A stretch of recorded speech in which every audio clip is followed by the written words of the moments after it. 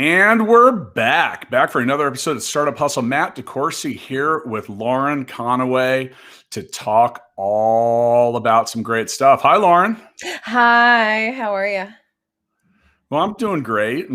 Thanks for joining me. We're going to talk all about people's excellence today. I think you're probably down with that. I am totally down with that. Let's be cheerleaders. And you want to hit the road with me? You want to take this one on the road? In it. Let's do it. Okay. So where are we going? Well, I do believe. Well, first of all, I just want to say that I was kind of dancing and boogieing a little bit to that Entrepreneur Startup Hustle TV little reel that we just played. That was way fun. So now I'm all amped up. But let's talk some Denver startups, man. We're going to Denver? We're going to Denver. Man, I love the mountains. I love Denver, but I'd rather go there in June than January, which is not what most people think. Now, do you know that I lived in Colorado for several years? I did not know that. I learned so many good things about you. I know. I lived there for 3.5 years-ish. I lived there before weed was legal too, so maybe like the worst years to live there. Yeah. But yeah, so Denver, man, that's like our almost like our big brother to the west here in Kansas City. And, I often refer to Denver as being in a slightly higher tier than our hometown of Kansas City when it comes to startups. And I felt that until recently, Denver and Austin were really occupying that second tier, and Austin done come up. And they moved up. Everyone moved to Austin. So I'm thinking we're going to be able to slide Kansas City up next to Denver since we're so close. We'll be able to do a lot of stuff there. But yeah, I'm excited. I like Denver. So where do we want to start? I mean, do you have anything you'd like to say? I mean, it's like this ceremonious occasion for announcing top startups. I have something I want to say. I want to let everybody know that while we will talk about the top startups that we've identified in the Denver, maybe Boulder area, there might be a couple that snuck in from Boulder, but we are not listing them in the order. Like, we don't do that. These are just a list of companies that we've identified as doing cool stuff. And we go through a whole lot of companies, or I'd love to say I do. I kind of look at the list and say, yeah, this is great. We have the easy jobs, right? Right? People are just like, here's some information. What do you think? Here, talk to people. It's great. I know people ask me all the time if I spend a lot of my time working on Startup Hustle, and I'm like, no.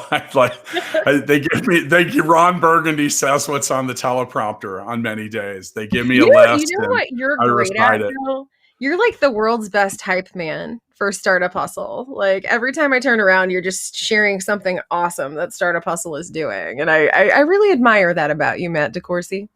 Well, thank you. And I never get on anybody's lists, which is kind of funny. You know what's really funny is, like, hearing this episode about lists, I hate lists. I think it's really easy to overlook people. You almost have like a visceral rejection of lists when we've talked about this before. So I'm kind of curious. I'm like, what? Why?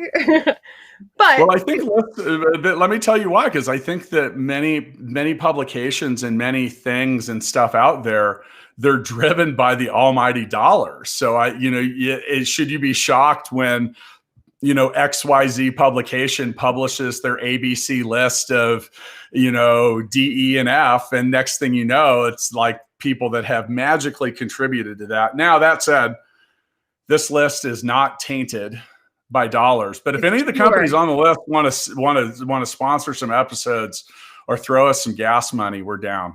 I mean, we can talk about it. Yeah, we'll talk about it. So back to what we came to do. We've got a really big list today. In other cities, we have stuck with anywhere from 8 to 10. I think we've got damn near 20. So we should probably get to work. This is going to be a journey. Ladies first. Oh, man. All right. So first up, we have Atomos Space. And I actually got to talk to Vanessa Clark. She is the CEO of this company. And she is She's awesome, surprising absolutely nobody. But they do some really cool stuff. So CEO is Vanessa Clark, COO is William Kowalski. They are in the aviation and aerospace, which I did not know this before I talked to Vanessa, but apparently Denver is just this huge up and coming city for aerospace development. Had no idea. So Atomos is developing orbital transfer vehicles that reduce the cost of access to space by fostering greater ride sharing and launch vehicles. And so basically they are making it easy and more accessible for companies to get their satellites up in space and get their crafts up in space. And I think that's really cool. So they're developing this thermonuclear propulsion-powered spacecraft to provide in-space transportation options to satellite operators. Yeah, I know, right? If you're watching on the live stream, yeah, I'm shaking. That's not a bad connection. I'm shaking my head side to side because this is definitely the first startup we've ever had in any list that builds spaceships. I mean, how cool is that, right? Yeah. When we were talking, a little above my pay grade, though. Yeah, we were totally geeking out though. The fact is, like, when you look at companies like SpaceX and the Virgin and like all of these companies that are making innovations, creating innovations, like we're going to have privatized space flight in our time, and it's becoming increasingly important for companies to be able to access and get satellites and get information and data up in space in order to stay competitive. And so, I mean, that was kind of my takeaway, when Vanessa and I were talking. But doing very cool stuff. Atomos. By the way, Speaking of companies, here we are not doing our jobs. Today's episode of Startup Hustle is brought to you by Fullscale.io, helping you build a software development team quickly and affordably. That's right. Fullscale. This episode, that's my own company on my own podcast. And I really need you to know that I'm going to be mocking you for that for forever. I was going to say, do you want me to call myself after this show? I do, because I have gotten that I need to make sure to read what the hell are you doing? You're forgetting. So yes, I do. Actually, I'm happy to make that call for you, like Matt. You can call me. You can call me and tell me that I need to get the sponsor reads right. Because get your shit straight. Because for those of you listening, that's something I would do. I would be like, hey, you forgot to actually read the sponsor reads. So we're going to have a little trouble bringing in some revenue on this one. It's true. So, all right. So next on the list, we have Crusoe Energy Systems. And, this is Crusoe's states that they're on a mission to help the oil industry reduce routine flaring of natural gas. What does that even mean? So, when you drill oil and different stuff, all kinds of stuff comes up basically, and like natural gas, and they burn it off, and it's not exactly great for the environment. So the whole concept there is to make things a little cleaner and better for all of us. Now, this is a company that's raised $74 million in capital, so they're definitely have dug their heels into the earth to try to help save the earth.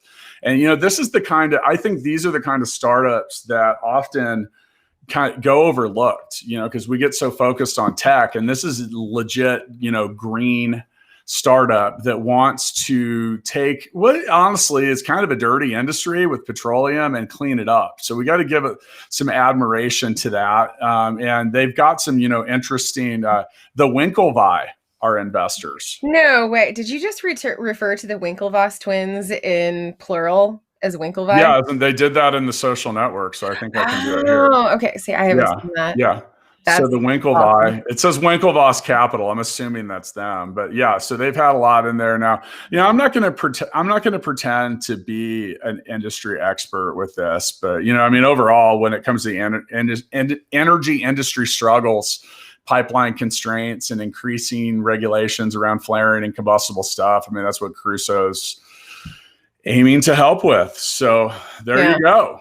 It's one of those things where it touches your life. Top startups. Yeah, that's one of those things where it touches your life and you don't even necessarily think about it or know how, but it's just a really broad reaching solution for a problem. You know, I Yeah, love startups if that address those. If Matt Watson was here, he'd tell us that's his favorite kind of business. Matt loves boring businesses that operate in the background quietly, efficiently, and profitably. Yeah, yeah. So speaking of things I like, the name of this next startup has got one of those things in the name of their company.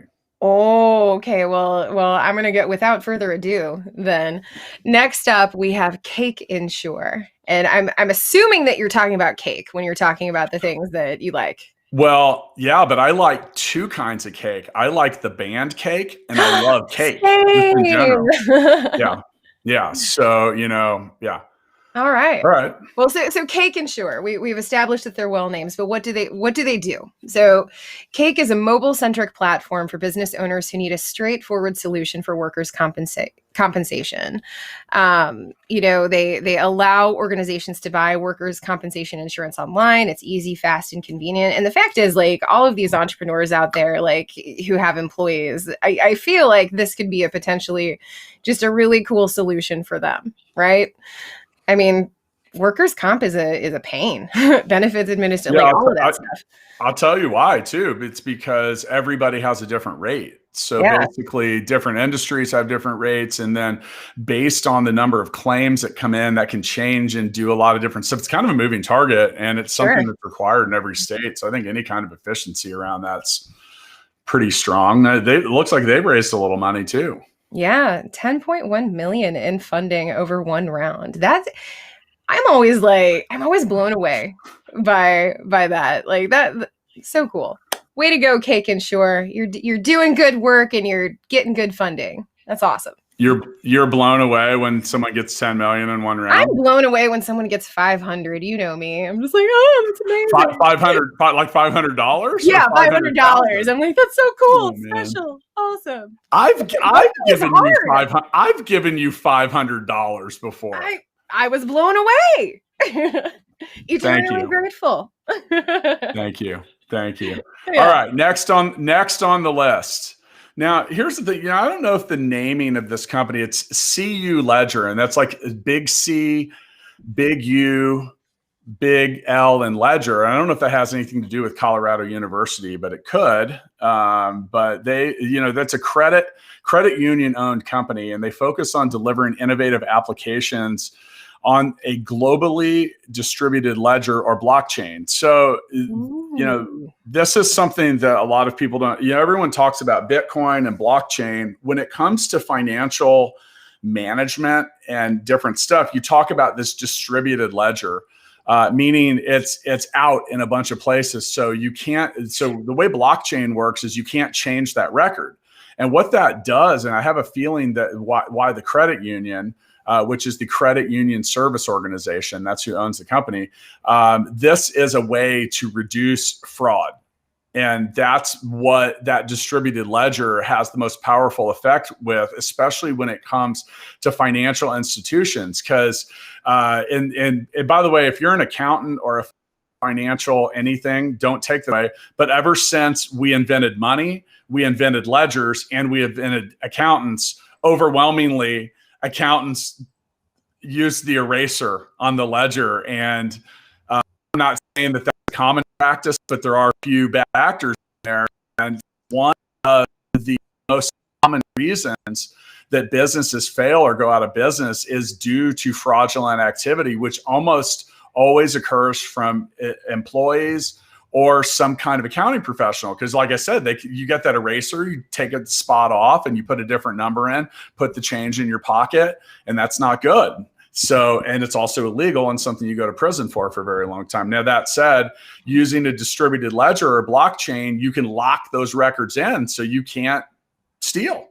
Yeah. And that's in my opinion, that's one of the more useful and practical ways to answer what is blockchain good for.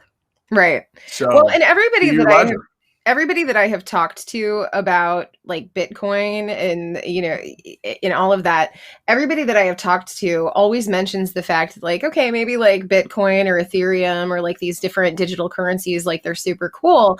But the greatest innovation to actually come out of this concept is blockchain technology, because everybody wants more accountability, transparency, and security in their money, right? And so I'm just so intrigued by this as a technology, but I have to admit I don't fully understand it. So thank you for that explanation. That was great. And it's not just it's also got some the same blockchain technology has some really neat implications for your future in healthcare, because you could be recording certain things about your own medical record. And, you ever ask why you have to fill out the same documents like every single time? That's because something like a distributed ledger doesn't exist that allows a healthcare provider to look at your history, or perhaps even vital signs that might be monitored from future wearables. So, yeah. So like far-reaching implications. So next up, all right, we've got CyberGRX, and computer and network security. They are providing the most comprehensive third-party cyber risk management platform to cost-effectively identify, assess, mitigate, and monitor an enterprise's risk exposure across its entire partner ecosystem. Blech, that was hard. It looks like they have raised a total of $99 million in funding over 6 rounds.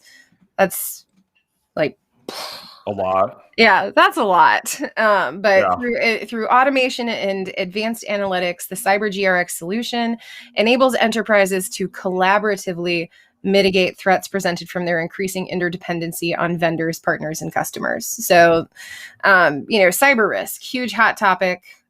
Again, it's just kind of one of those companies that has such far-reaching potential implications for the way that we do business today, the ways that we are innovating and how our world operates.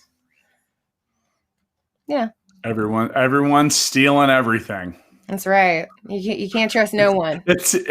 I'll tell you what. I'm not going to get on my soapbox here, but be ready for what you will find if you go down that rabbit hole of cybersecurity. Because my God, that's why the industry has grown so fast. One of the most popular episodes on Startup Hustle in 2020 was about cybersecurity startups. Check it out. That was with myself and Eric Foster, who owns a company here called Sedaris that has grown pretty quickly because they solve many needs. All right. So the next company on this list is one of my favorites because I've gotten to know the founder. They were involved in Launch KC. That's right. A company from Denver was involved in a local business accelerator around InsurTech here on our home field in Kansas City. And I got to know Ryan Matheson. So we just published an episode with them. So Glovebox is cool. Like this isn't what I'm going to call like super high technology. They're not building spaceships. They're not creating a distributed ledger that tracks the world. What they do is create more or less, to make it pretty layman here, they have created solutions so there's like 35,000 independent insurance sellers or brokers in the U.S. And the problem is when and they all technically work for themselves, but they sell products. So one might sell State Farm or something else. The problem is when you have industries that are that heavily fragmented, it can stifle technological innovation because, well, first off, none of those companies are technologists, and then they don't specifically work for just one insurance provider. So what Glovebox does is makes these really cool white label-ish solutions that allow all these independent offices to have their own app, to do a lot of connection to an aggregation and stuff that connects their office. It creates efficiency in their office and also lets them have competitive and cutting edge products. So, I think it's really cool. I love it when I had a really great episode recording with Ryan about this because, it's so often the best businesses are built and created by people that started them after working in an industry. So he had a very successful insurance agency for quite a while, and he spotted a bigger problem that needed to occur. They exited the insurance business and went in to solve these other problems. And, passion and firsthand understanding of the pain that people go through are two of the biggest driving factors that Matt Watson and I recently talked about. Now, do you know that Matt and I are doing a 52-part series this year about how to start a tech company? Yeah. I did know that. And I cannot think of two people better positioned to do so. Because, man, you guys you've been through the ringer and you've come out on the other side. And I mean, awesome. Love it. Well, then you just have Watson, who's just like Midas. Right? He really is. Like, I do wonder what he did in a past life, but I mean, he's just brilliant. Smart. He's just smart. I mean, it's just simple. And honestly, much like other entrepreneurs that I know, I mean, he's not afraid to take a chance. So, Matt's open for a lot of different things and a lot of stuff. And, we're looking forward to that. But our first episode was about why do you want to start a startup? And, in this case, Glovebox was actually one of the top reasons why people want is they spot they're industry experts. They spot a problem we're solving, and then they can usually gain traction or move it forward faster because they know other people in the industry or they're able to communicate with them on a different level. So Glovebox, Ryan Matheson, and I think one company that will end up being a real success story from the Launch KC. If you want to check that out, launchkc.org. You do not have to be from Kansas City to do that. Got some really awesome companies coming through it. All right, Lauren, who's next? So next up we have Flatfile, and I think Flatfile is another one of those companies. Like, they're not the sexiest company. Like, it's not like aerospace or deep tech or those things that get like super geeks really excited. But Flatfile was built to transform the data import experience from painful to productive. Like, that's what they do. And so they are trying to find ways to create an experience that reduces frustration and makes it easier for customers to upload massive amounts of data. And so they're billing themselves as the world's first intuitive data importer. That's really cool. And so during my time in IT, we worked with a lot of like very large enterprise level projects. And I can tell you, like, from firsthand experience, that data aggregation and upload was a huge problem. Like, there were always errors and always problems, and always like you had to go in and clean up things that you never knew you were going to have to clean up. And so being able to harness the abilities of a tool like this is super cool.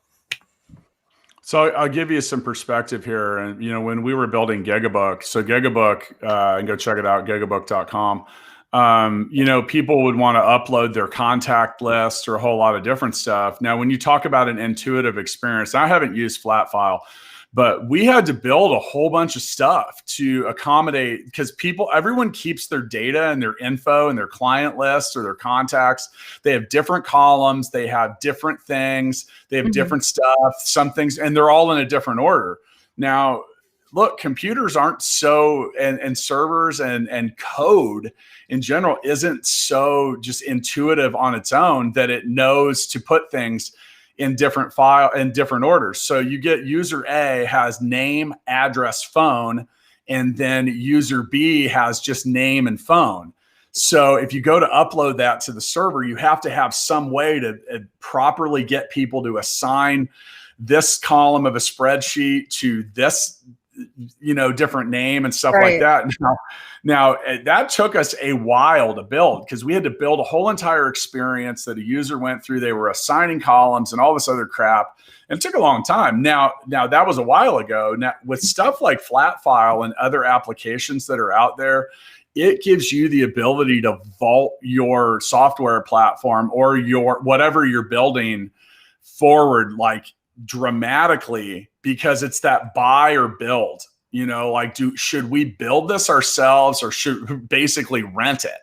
So, the things like this are a real dream come true when it comes to, especially when you want to build a minimally viable product at your business or startup, or maybe you have just an existing thing and you're like, God, we're doing a zillion other things. We don't want to stop and build a custom intuitive data import process. And really data is everything, man. So if your application doesn't connect to other things or it doesn't receive data properly, and by the way, nothing will piss off a user more than them uploading their stuff and then it's all wrong. Right. It's all wrong. That's a great way to get people to leave your software platform. And speaking of software platforms, today's episode of Startup Hustle is brought to you by Fullscale.io. Finding web developers and hiring programmers is hard, and we help make that easier. Work with dozens of different tech companies and all kinds of stuff to help you build a team that's your team, that you have full transparent access to. We will make life easier. All right, next on the list in Denver's top startups, Hyperion. Under the computer software tag, because that's not broad, but Hyperion captures, summarizes, and extracts key points from client interactions, empowering your team to understand and enhance every touch point of the customer journey. Okay, if you sit me down and give me 1/10 of a beer, I will be loose enough in the lips to tell you that I personally believe that onboarding and user experience are the future of all software. And with things like Hyperion, you talk about like, where do people fail? Like where are you letting people down? And then overall, it helps solve what I often refer to as rule one. So rule one is this annoying? And if the answer is anything other than no in your software, you need to go back and do something different.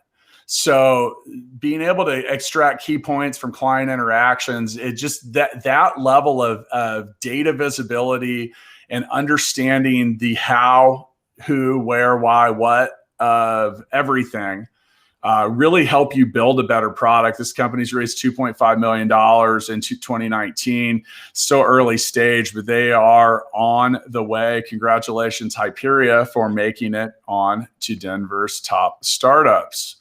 Lauren. Well, congratulations, Hyperion. I do have to say, so that this next company, not actually based in Denver. So I'm okay. Based in Boulder, but I'm really, really excited about it. So I don't know if you know this, Matt, but like I'm a huge robot nerd, So next up we have Misty Robotics. And Misty Robotics is aiming to build a robot for everyone. They want to put a personal robot in every home and office. And I have to tell you, I already have a robot that lives in my personal office, but he doesn't do a damn thing. Misty Robotics, they're trying to create robots that are there to help you, providing safety and interacting in entertaining and friendly ways. And, I think that is so cool. Like to me, that is a beautiful, beautiful dream. And so Misty Robotics, they have raised a total of $24.7 million in funding over 4 rounds. Apparently people get very excited about robots. Fully in support of everybody having, I think it was Roosevelt maybe who said, or FDR said, a chicken in every pot. I want a robot in every house. Thank you, Misty Robotics. For you listening and not watching the live stream or the recording, Lauren did just hold up a fairly large R2-D2, which beep, boop, beep. You need to figure out. You need to hook that thing up, because if you get it right, he'll help you in the podcast. He'll turn on captions. He'll play a video. He'll hit the mute button if you have to cough or sneeze. Like, you should probably get focused on getting your R2 unit up to speed. If only. I wish R2 talked to me. That would be amazing. Misty Robotics is going to make it happen. I believe in that. I think that's cool. I mean, there's all kinds of crazy stuff. I can't even imagine the complexity, the frustration, the patience, and everything else that is involved and required when it comes to building robotics. Because we look at certain things and we think, oh man, this is just amazingly advanced, and we are still in the infancy of so much of this. All right, it's time for the next one on the list. I just like the name. Outrider. Outrider. So they are a pioneer in autonomous yard operations for logistics hubs, helping large enterprises improve safety, increase efficiency. The only company exclusively focused on automating all aspects of yard operations. So when we talk about yard operations, like, okay, so if you're a shipping port, you have a yard, a storage yard with containers and all kinds of stuff in it. And there's all kinds of things that are going on there. Now, what Outrider does is eliminate manual tasks that are hazardous and repetitive. And we were just talking about robots. So that's exactly what what you have there. Like, there's all these things that people do. Well, first off, people overwhelmingly just don't want to do remarkably repetitive tasks. So people talk about what's the future of automation and robotics. It's basically doing all the jobs that no one wants to do, or jobs that are hard, or like wear you out, like or require a lot of precision, or like just so many different applications. or worst case scenario, if something heavy falls off of the top of the stack, it falls on a robot and not on someone's dad. Robots are here to protect us. Yeah. Well, yeah, for now, until they take over and kill us all. But should appreciate them. Let's not anger the robot overlords. Okay. I'm looking forward to a robot world, just so you know. Kind of, yeah. I don't really like people all that much on many days. So, I've been working on the Matt bot for a while. The problem is I started building it and I realized it was a lot like me. So I immediately deleted it. I was like, I can't even do it. The last thing I need is to multiply. All right. Who's next? I just want to say really quickly, like, Matt, I like you. I do. Thank you. Thank you. There you go. It makes me feel better. Good. Yay. That's my job. So next up, we have Pana. Pana is the first corporate travel platform exclusively for world-class guest trips, including on-site interviews, customer visits, internships, and more. Founded in 2015 from Techstars Boulder, Pana has since raised $12.5 million from investors including Techstars Ventures, 500 Startups, FG Angels. There are a ton listed here. I'm not going to read them all, but basically they have created a product that specializes in mobile online travel and mobile commerce, and so I think that's really cool. I do, like, we're in a pandemic. Are people still traveling? I don't know. I'm not, but you travel. Well, I don't. I don't travel, or I haven't traveled for quite some time. But I did talk to someone recently who traveled over Christmas break and was shocked that the planes were 100% full. He was saying, I can't go to a restaurant up the street because it can't be over 20%, but we're elbow to elbow on the planes. Now, I just published a video in the Startup Hustle YouTube channel, and you should probably go check it out and subscribe, just the channel in general, because it's where we're going to be giving updates and where we will be publishing our future episodes of Startup Hustle TV, which is like right upon us, people. So don't wait. But I did just publish a video about the top startups, and Techstars and 500 Startups were both on that list. If you want to check out who else was on the list, I went through, I can't even remember, 8 to 10 companies and talked about the why, meaning like why they do what they do and how they do, because startup accelerators are different for everyone. But yeah, this is probably a company that has gone through a world of crap in 2020, and probably now, who knows? I mean, there's probably some disruption ready to occur in travel, but that's a challenge to get into. But they look like they're well capitalized. So their last round of funding was the last day of 2020, so they got something going on because people didn't shy away from them. Really, in the end, all that's coming back eventually. The question is, just when. Right. And just imagine how cool does your product have to be able to get that investor buy-in and confidence enough to the point where you're raising that level of funding when your industry has been gravely impacted as much as like, that's really cool. Yeah, I agree. All right. Next on the list, and I'm hoping I'm going to say this right. Parcel, Parsyl. And Parcel is an IoT supply chain data platform that delivers pioneering cargo insurance solutions for shippers of perishable goods. So let's talk about that for a second. This whole supply chain you want to talk about how and why it's so important. All right. Why did you run out of toilet paper last year? And it's not some people would say it was because of COVID or it's because of panic.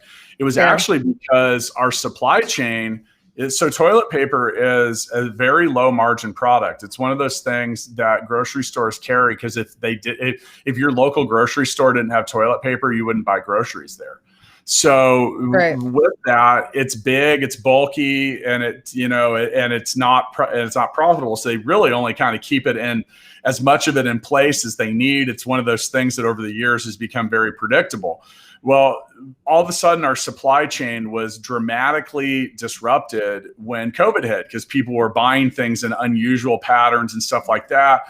And then different problems were occurring. So the ability to manage the supply chain, or like when trucks bring things or ships arrive or stuff like that, is crucial to you living the life that you are accustomed to living, people. And when it comes to perishable stuff, it's even worse because you can't have a 2-day delay on a truck full of bananas or something like that. That can be really, really bad, and it's not a great thing. So I've seen just globally and all around a lot, especially you talk about things that really, really, really drew more attention and funding when it came to innovating, creating efficiency, and doing a lot of other stuff. Supply chain technology was really big with that. So they're getting pretty damn precise. I'll give you, this is a super not great example, but so I got an iPad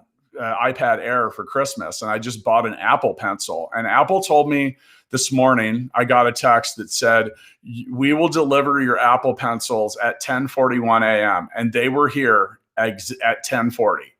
And that is supply chain management. That's knowing. And so Amazon doesn't actually make stuff. Amazon's technically a logistics company and the world's largest consignment shop, because that's exactly what they're doing. But that kind of supply chain and understanding is really and Amazon's changed that so much for all of us because, we have a higher expectation delivery in 24 hours, 48 hours. It's completely kind of reconceptualized how we think of delivery, like the customer journey from purchase to receipt.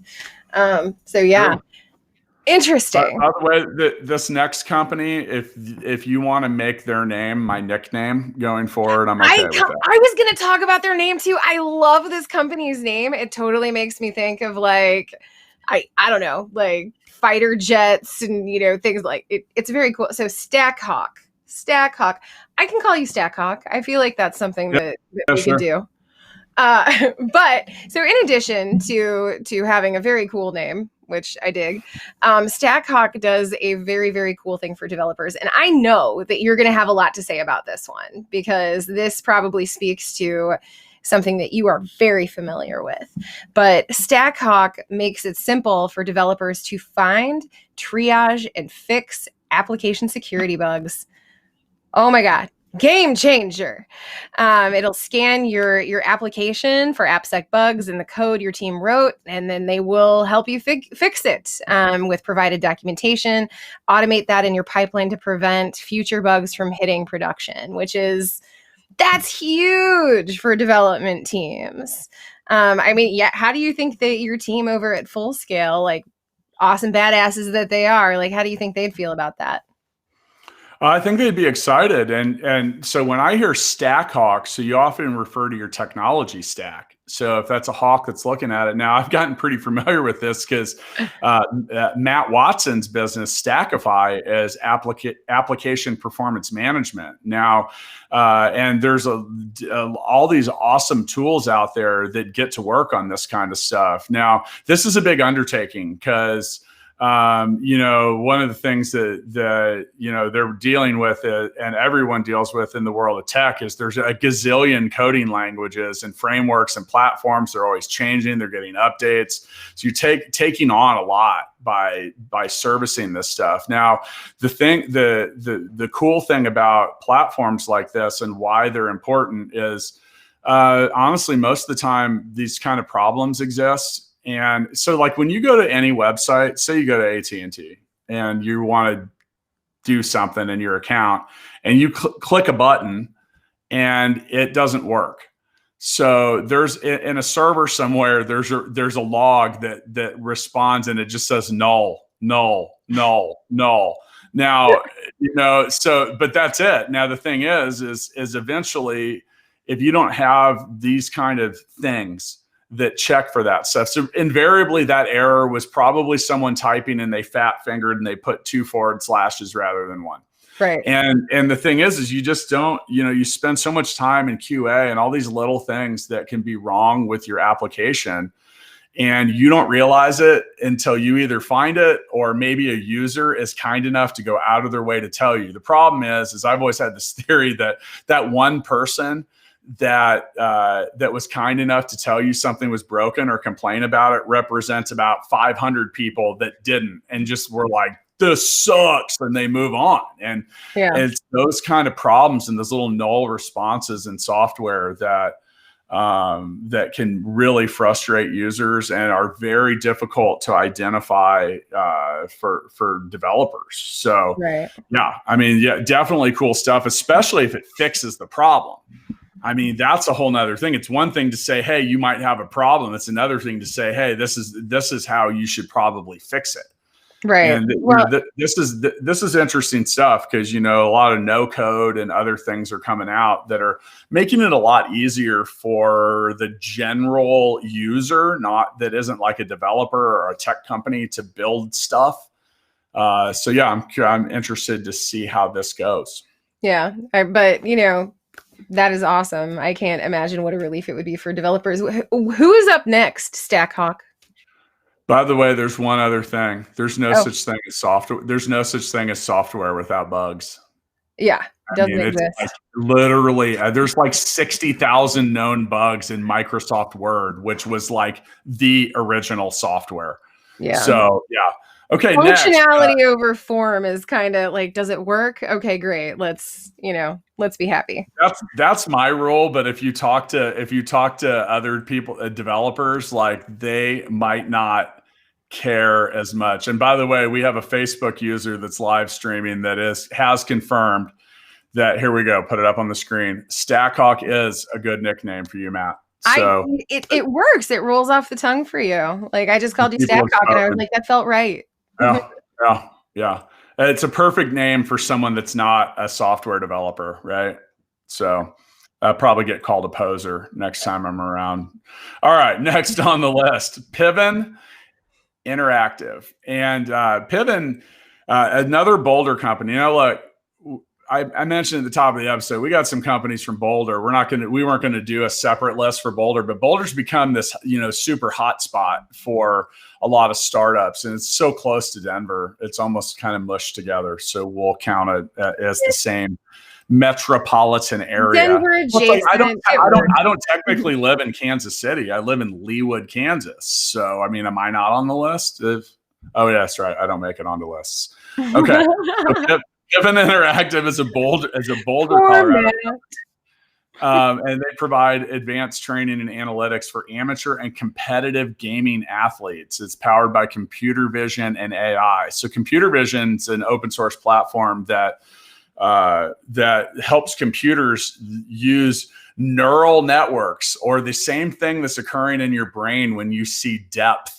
So a computer looks at, like Lauren, I see in the live stream, I see 2 bookshelves and there's a corner behind you. Computer didn't see it that way. So computer vision fixes that. Computer vision's literally driving things like self-driving cars and other stuff like that. And there aren't a whole lot of people that are high level experts at it. So they're really taking on some stuff that needs to be, I'm curious to learn more about how they're training e-gaming athletes. I can't believe you can get a college degree or a college scholarship for playing Fortnite, by the way.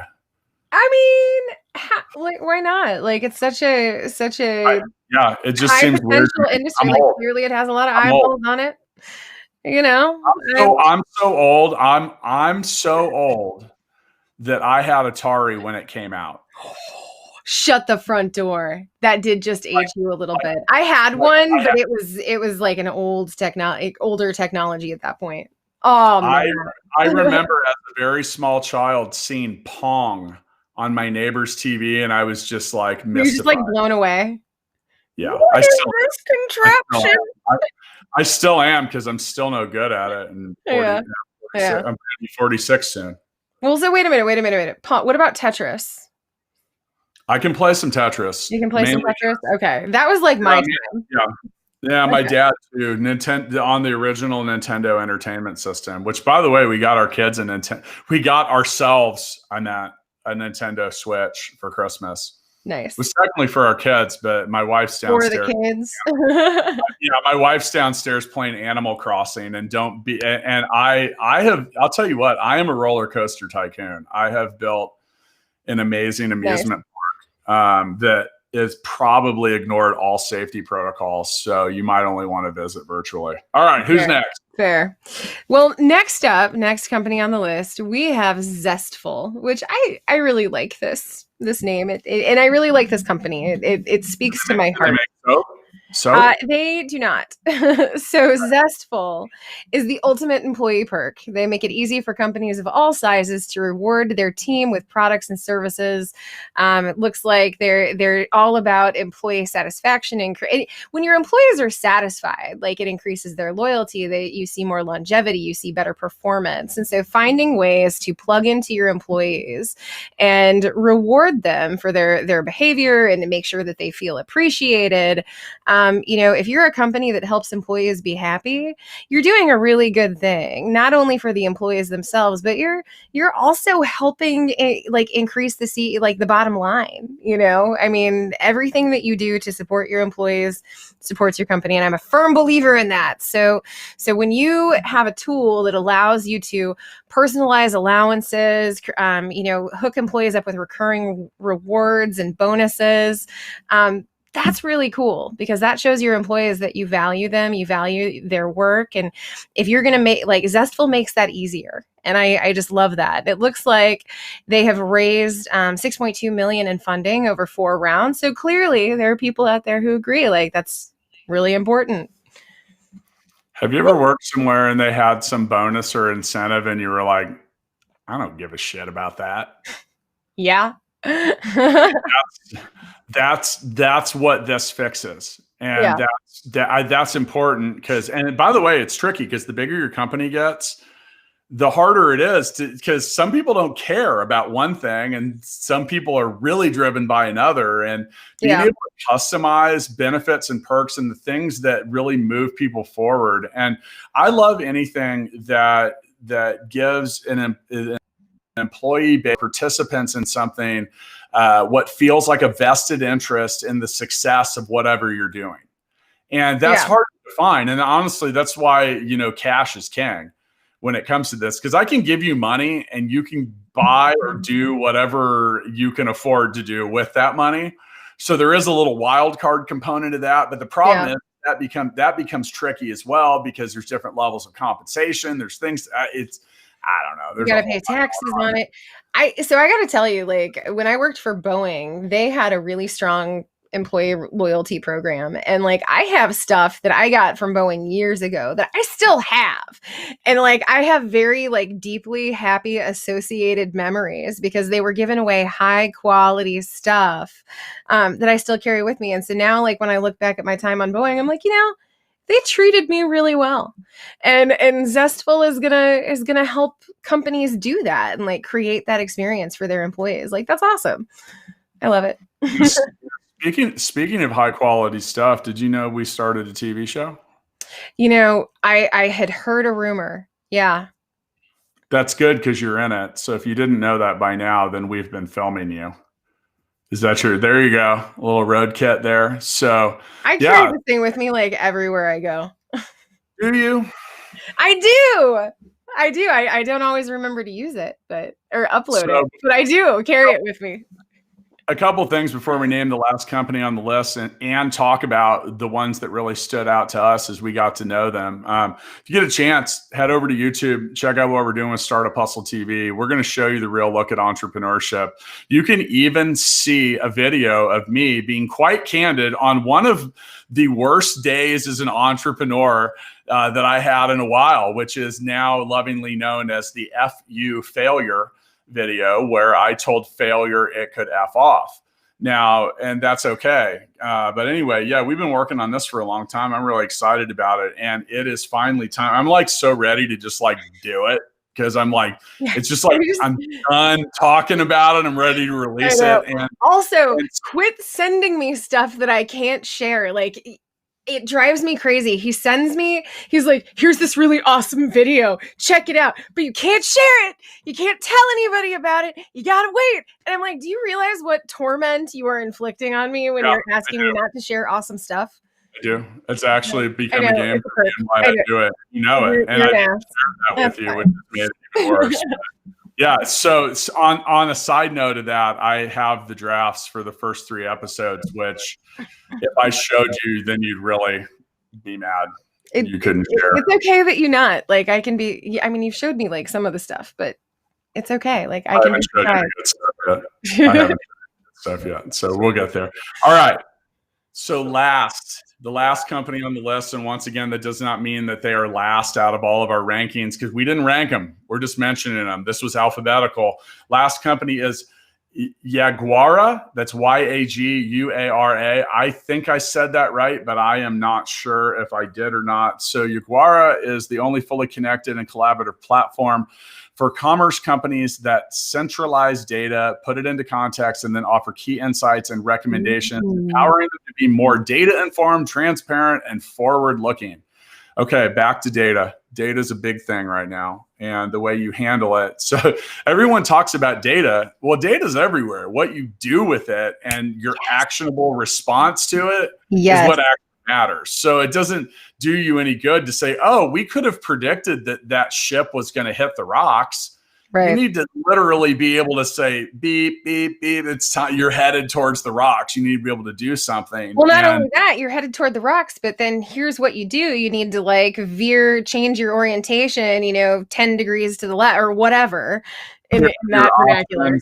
This one's the best and whatever, because the bigger your company gets and the more data you handle and all of that, the harder it is to deal with that in a real-time situation. So anything, overall, Yaguara is a computer software company that specializes in e-commerce business operations and performance management. Sell more or spend less. Nice. That's the key. That's the whole It's a really fun word to say. Yaguara. Yaguara. Not as fun as Stackhawk, but Yaguara is pretty fun. So is Stackhawk your favorite name? Yeah. It's mine. I know it's yours because it's your new nickname, apparently. I think so. Like I mean, Yaguara is fun to say. I like Zestful. It makes me happy, but Stackhawk it's pretty damn cool.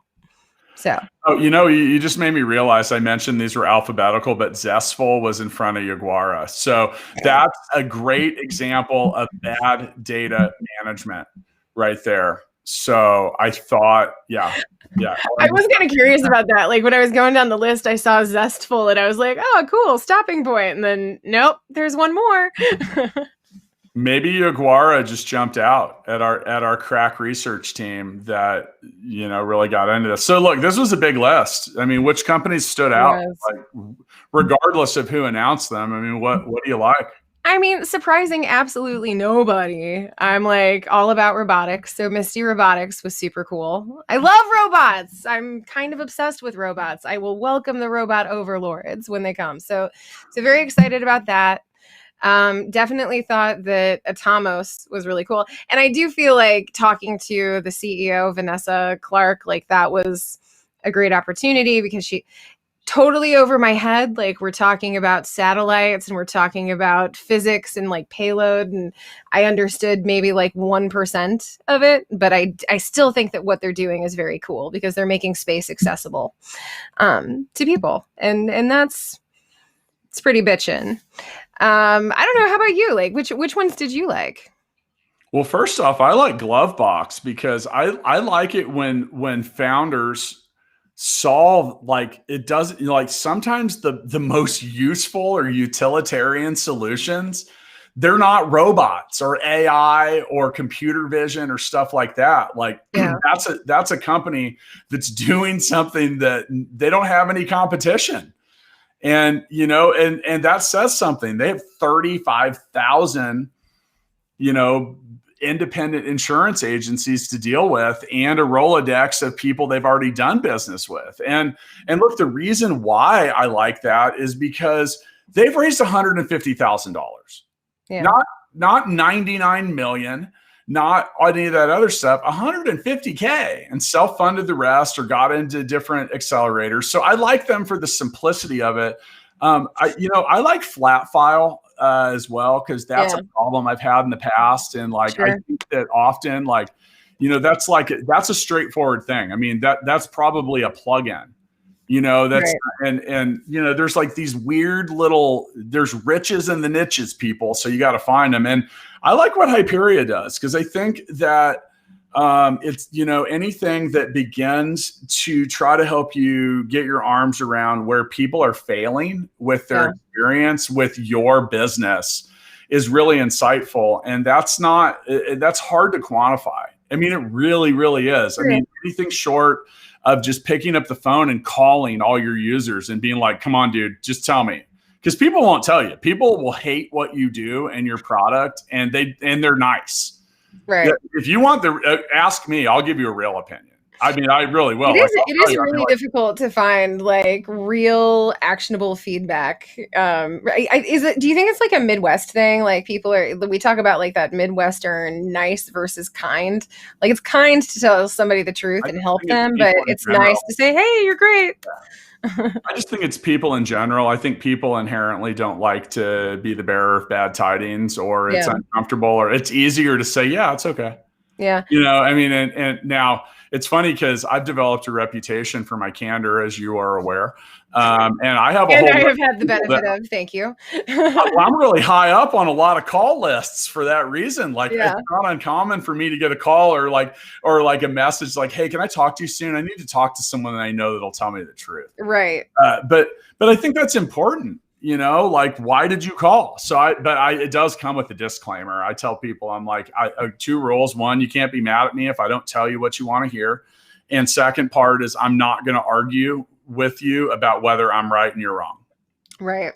I'll give you my opinion. It is what it is. What you do with it, that's up to you, but I'll give you my exact opinion. And, honestly, like, it's a tough pill for some people to swallow, because I mean, I've had calls with people even as early as this new year of 2021, where I just tell them the truth. I'm like, you don't have a whole lot to work with here. You're going to have a very difficult time finding investors, to doing a lot of stuff. So just know what you're getting into. I'm really just trying to save people from falling into the money pit on many days. And then also, like, I think that as a business owner myself, like, I call it it's like entrepreneur's courtesy. Like, if there's something at your business that I see that is just abysmally fucked, I would want you should want me to tell you that so you can fix it.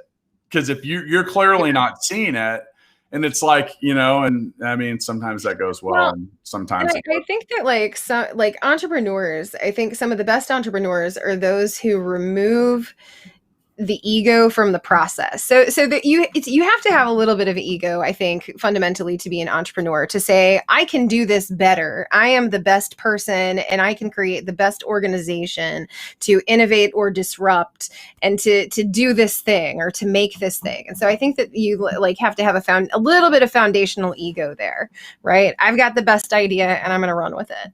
But that being said, like, once you have made that decision and accessed that level of ego, it's like you have to kind of divorce yourself from the rest of the ego, because you're going to hear things you don't want to hear, but that could be helpful and instructive. And, you know, maybe like to your point, like maybe something doesn't work and I want to hear about it because I want to fix it, because I want to make my product or service better and stronger. And so some of the best entrepreneurs are those who can listen to someone like you who is, you know, I don't necessarily think you're an asshole about it. Like I've never walked away from one of our, you know, come to Jesus talks where you're like, I'm like, you've never made me cry. So thank you for that. Give it time. Shut up. Something to look forward to. But, you know, I walk away from those experiences like maybe my ego's a little bruised, but I also feel like I have received feedback of value that is going to help make my organization, my baby, better and stronger. Right. And that's the there's a big difference between being mean and being a dick, you know, right. Like, I mean, that's a completely different thing. Like, I mean, and I'm, you know, at least my attempt at doing it is like, hey, look, these are some of the things that I've spotted that are pretty clear to me. Yeah. And, you know, but I'm not, I don't ever say like, you have to do this. I might challenge you a little bit. It's a reference point that you can refer to for context. You can follow up on. You can ask other people about, and it's like a jumping off point in the conversation to future refinement and iteration. And we all know that the entrepreneurial process is constant iteration, right? Yeah, and well, I mean, the thing is you said earlier in the episode that you liked me. Thank you once again for that. But I wouldn't even, if I didn't like you, I wouldn't even waste my time because I wouldn't care. Like, you know what I mean? Like, go figure, good luck. You know, with that, and you know, I'll kind of close this episode. So first off, this was a fun list. Denver, congrats on having so much cool stuff going on. Seriously. I would have loved to have been able to go do this in Denver because that just would have been fun. But you know. So look, one of the things the last thing that really stood out to me is, you know, one of these companies that was in here was involved in a local startup accelerator here in Kansas City. Now, whether you're going to KC or anywhere else, like there's a hell of a lot of opportunity out there. There's a lot of different stuff that you can sign your business up to, including potentially being on Startup Hustle TV. So you can go to startuphustle.xyz, learn all about that. Make sure you follow us. Episode 1 is coming soon, people. And you will get to see how awesome Lauren is on a day in and day out basis, how incredibly composed and camera friendly, and also what a strong grasp she has on cameras in general. Shut up. For those of you who haven't followed Matt and my journey, he has this idea that I don't know how to work cameras. And I do. I want it to be. I have you on film saying you don't know how to work a camera and don't tell Matt. Yeah. You just handed me this thing that I had never held before. No, that was different footage. That was different footage. I literally have you on film. I know how to work cameras. I promise you, Matt. You're done. You're a done cause. I am done. I'll see you next time.